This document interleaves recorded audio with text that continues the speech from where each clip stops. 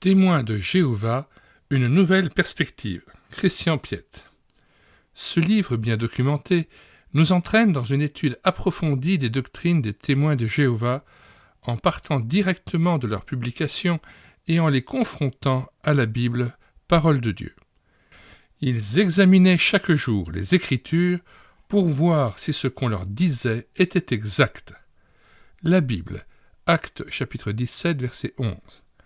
L'auteur souhaite que chacun puisse suivre l'exemple de ces chrétiens du premier siècle qui vérifiaient dans la Bible si l'enseignement qu'on leur apportait était exact. Car Dieu, qui a promis de se révéler à tous ceux qui le cherchent, vient toujours bénir celui qui creuse plus profondément. Christian Piette, conférencier, enseignant et écrivain, est l'auteur de 5 ouvrages. Né à Ougré, près de Liège, en 1948, il a fait ses études à l'Institut biblique belge. C'est à Chapelle-les-Herlémont qu'il exerce son ministère de pasteur. Il est marié et père de 3 enfants. Avant de lire l'introduction de cet ouvrage par Christian Piette, nous vous indiquons que dans les commentaires de cette vidéo, vous trouverez le lien de téléchargement gratuit de cet ouvrage sur le site internet médiathèquechrétienne.fr. Donc, dans les commentaires de cette vidéo, vous cliquez sur le lien et vous arrivez directement sur le site internet médiathèquechrétienne.fr, qui est une médiathèque virtuelle que j'ai créée afin de pouvoir rééditer numériquement les ouvrages chrétiens épuisés et non réédités. Lecture de l'introduction de Témoins de Jéhovah, une nouvelle perspective par Christian Piette. Les chrétiens du premier siècle, lorsqu'on leur annonce l'Évangile, vérifient dans la Bible si cet enseignement est exact. Ils ont le courage d'examiner, d'interroger, de réfléchir. Et Dieu, qui a promis de se révéler à tous ceux qui le cherchent, vient toujours bénir ceux qui creusent plus profondément. De nombreuses personnes qui veulent réellement suivre Dieu sont entraînées de tous côtés par des discours fallacieux, des affirmations mensongères ou encore des prophéties qui sont fausses. Des poids trop lourds à porter leur sont imposés, ce que Dieu ne demande certainement pas. Il est urgent de mettre en lumière les erreurs et les contradictions et faire apparaître toute la clarté de l'Évangile de Christ. C'est dans ce but qu'a été écrit ce livre, afin d'examiner la Société des témoins de Jéhovah, SDTJ, sur base des Écritures et de leur propre publication. Quelles sont les affirmations qui sont faites et que dit le texte biblique ? En fait, il s'agit dans ce domaine de suivre les recommandations de la tour de garde. Citation. Ta religion devrait avoir une base digne de confiance. Tu ne devrais pas t'appuyer sur des chefs religieux ou des systèmes religieux, mais sur la parole de Dieu, la Bible. Tu devrais d'abord t'assurer que ta religion concorde avec la parole de Dieu si tu veux t'y tenir fermement. Si tu te rends compte que ta religion enseigne quelque chose d'inexact, tu devrais t'en détourner. Mais alors surgit la question, es-tu prêt à soumettre ta religion à un tel examen ?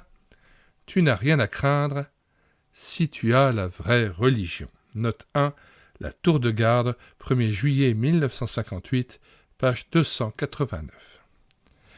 La Bible doit être la seule norme en fonction de laquelle nous analysons tout mouvement. Nous avons beaucoup de respect pour toute personne qui cherche la vérité, quelle que soit sa religion. Nous voulons stimuler une réflexion qui, nous le souhaitons, la conduira à réellement découvrir le Dieu de la Bible. Les écrits de la SDTJ confirment d'ailleurs la nécessité de dévoiler les erreurs. Citation. Quant à savoir s'il est vraiment chrétien de souligner les erreurs des religions, nous devons prendre exemple sur Jésus-Christ lui-même qui critiqua les chefs religieux en des termes bien plus forts que ceux utilisés dans « Réveillez-vous ». Note 2, la tour de garde, 15 mars 1986, page 12-13. En dénonçant les fausses religions, persécute-t-on leurs adeptes ? Agit-on ainsi en fanatiques ? Réponse. Non, car alors Jésus-Christ aurait été un persécuteur fanatique des Juifs. Note 3, Réveillez-vous, 22 décembre 1988, page 28. Peut-il y avoir des religions erronées ?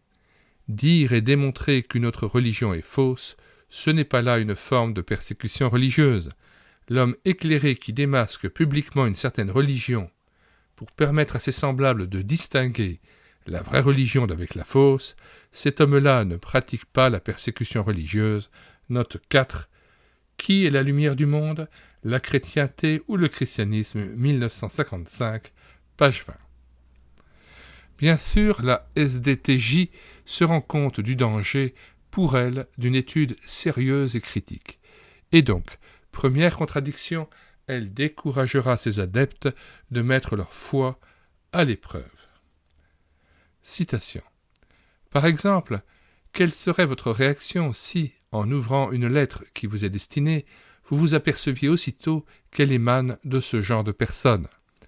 Peut-être vous direz-vous, je ne risque rien, je suis suffisamment fort dans la vérité, et de toute façon, nous n'avons rien à craindre si nous possédons la vérité. Celle-ci sortira victorieuse de l'épreuve.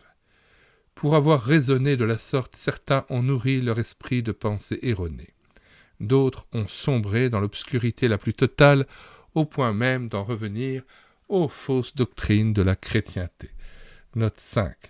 La Tour de Garde, 15 mars 1954, page 176. L'objectif unique est donc de découvrir la vérité, comme le dit Joseph Rutherford, deuxième président des Témoins de Jéhovah. Citation. L'erreur recherche toujours l'obscurité, tandis que la vérité cherche la lumière. L'erreur se refuse toujours à l'examen. La lumière réclame une investigation complète et profonde. Note 6. Joseph F. Rutherford, des millions actuellement vivants ne mourront jamais, 1920, page 11. Retour à l'analyse de Christian Piette. Que l'esprit vous guide donc dans cette lecture, vous aide à distinguer les ténèbres de la lumière et vous conduise vers la lumière. Ta parole est une lampe à mes pieds et une lumière sur mon sentier. La révélation de tes paroles est claire, elle donne de l'intelligence aux simples. Psaume 119. Nous voulons indiquer, après avoir terminé la lecture de cette introduction, que dans les commentaires de cette vidéo, nous avons, en plus du lien de téléchargement gratuit de cet ouvrage, ajouté la table des matières de ce livre. Cet ouvrage s'inscrit dans la playlist e-book chrétien à télécharger. Sur cette chaîne YouTube est l'écouter sa parole, que vous pouvez ici retrouver en mettant dans la barre de recherche internet yt.mediathèquechrétienne.fr. Cette chaîne YouTube fonctionne en synergie totale avec le site internet mediathèquechrétienne.fr. Nous rappelons aussi que nous avons pris en charge en audiobook de très nombreux ouvrages, notamment la plupart des ouvrages d'André Adoul, mais aussi dernièrement des ouvrages de Wilhelm Busch, Jésus notre destin, ou d'autres ouvrages encore de Fernand Legrand, comme Tout savoir sur le parler en langue, qui est un commentaire critique de cette pratique courante dans les milieux charismatiques ou pentecôtistes.